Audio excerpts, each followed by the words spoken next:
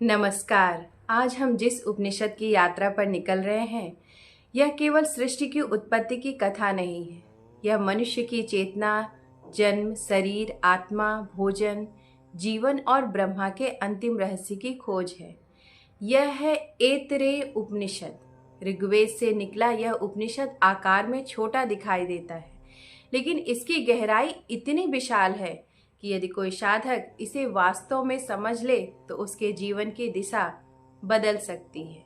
आज मनुष्य विज्ञान से ब्रह्मांड की उत्पत्ति समझने की कोशिश कर रहा है। बिग बैंग, ऊर्जा, क्वांटम क्षेत्र, जैविक विकास, सब पर शोध हो रहा है। लेकिन उपनिषद हजारों वर्ष पहले एक अलग प्रश्न पूछ रहा था। सृष्टि के पीछे कौन है? यह शरीर किसका उपकरण है? देखने वाला कौन है? और अंततः मैं कौन हूँ? यही ऐतरेय उपनिषद का केंद्र है। उपनिषद का आरंभ शांति मंत्र से होता है। मेरी वाणी मेरे मन में स्थित हो, मेरा मन मेरी वाणी में स्थित हो। हे स्वयं प्रकाशमान ब्रह्मा, मेरे सामने प्रकट हो जाओ। मैं दिन और रात सत्य का चिंतन करूं। ब्रह्मा मेरी रक्षा करे, गुरु की रक्षा करे। ओम शांति शांति शांति। ध्यान दीजिए, यहाँ केवल ज्ञान की प्रार्थना नहीं, यहाँ मन और वाणी की एकता की प्रार्थना है। आज मनुष्य की सबसे बड़ी समस्या यही है कि उसका मन कुछ और सोचता है और वाणी कुछ और बोलती है। भीतर कुछ और है, बाहर कुछ और है। इसी विभाजन ने तनाव पैदा करता है। उपनिषद कहता है जब मन, वाणी और चेतना एक हो जाते हैं तभी सत्य उतरता है। फिर उपनिषद सीधे सृष्टि के मूल में प्रवेश करता है। वह कहता है प्रारंभ में केवल आत्मा ही थी, उसके अतिरिक्त कुछ भी नहीं था।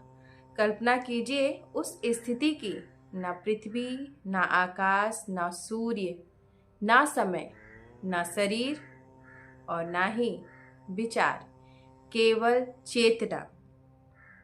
आज विज्ञान पदार्थ से चेतना को समझने की कोशिश करता है, लेकिन उपनिषद कहता है चेतना से ही पदार्थ उत्पन्न हुआ। फिर आत्मा ने विचार किया, मैं संसारों की रचना करूं। यह एक अत्यंत गहरी बात छुपी हुई है यहाँ पर। सृष्टि किसी दुर्घटना का परिणाम नहीं, यह चेतना की अभिव्यक्ति है।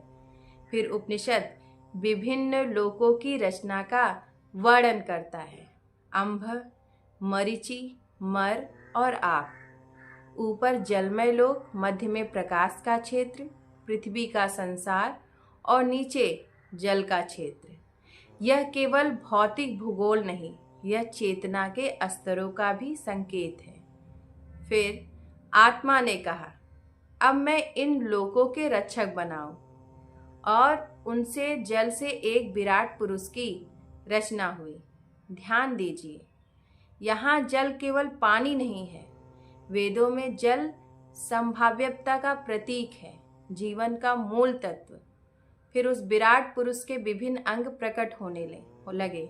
मुख निकला और उससे वाणी, वाणी से अग्नि, नाक निकली उससे प्राण, प्राण से वायु, आंखें निकली उनसे दृष्टि, दृष्टि से सूर्य, कान निकले उनसे श्रवण, श्रवण से दिशाएं, त्वचा निकली उनसे स्पर्श, स्पर्श से वनस्पतियां, हृदय निकला उससे मन और मन से चंद्रमा, नाभि निकली उससे अपान और उससे मृत्यु, जनेंद्रिय निकली उससे वीर और उससे जल। अब यहाँ एक अत्यंत महत्वपूर्ण बात समझिए। उपनिषद कह रहा है कि मनुष्य केवल मांस और हड्डियों का शरीर नहीं है, वह संपूर्ण प्रकृति से जुड़ा हुआ है। तुम्हारी आंख केवल एक जैविक अंग नहीं है, उसका संबंध सूर्य से है। तुम्हारा श्वास केवल ऑक्सीजन नहीं है, उसका संबंध वायु से है। तुम्हारा मन केवल न्यूरॉन्स नहीं है, उसका संबंध